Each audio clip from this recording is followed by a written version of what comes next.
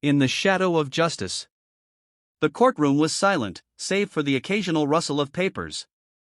Judge Anwar Rahman, known for his unshakable integrity, presided over the case. His stern gaze swept across the room, settling on the defendant, Mr. Robert Gray, a wealthy white businessman accused of bribery and fraud.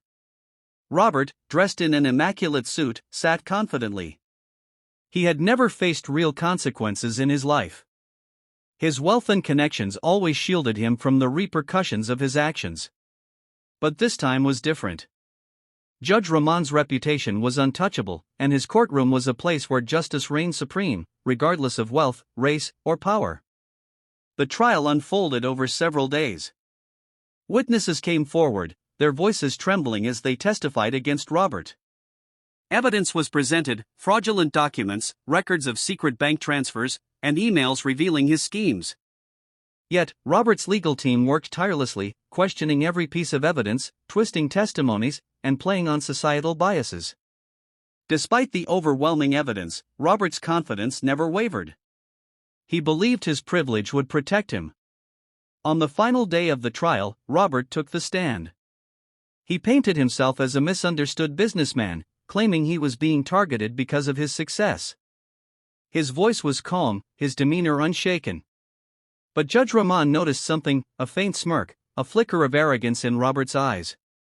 When it was time for the judge to deliver his verdict, the courtroom was packed. Journalists, activists, and ordinary citizens waited with bated breath. Judge Rahman stood, his deep voice echoing in the room.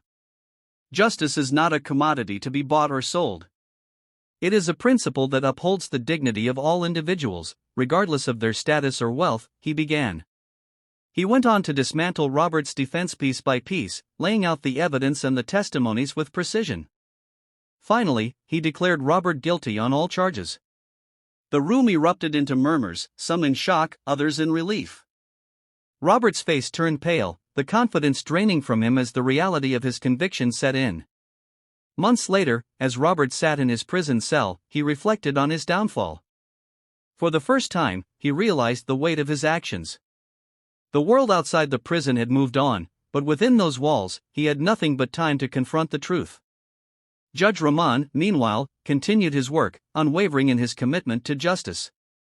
He knew the case was more than just a trial; it was a reminder that the shadow of justice falls equally on all.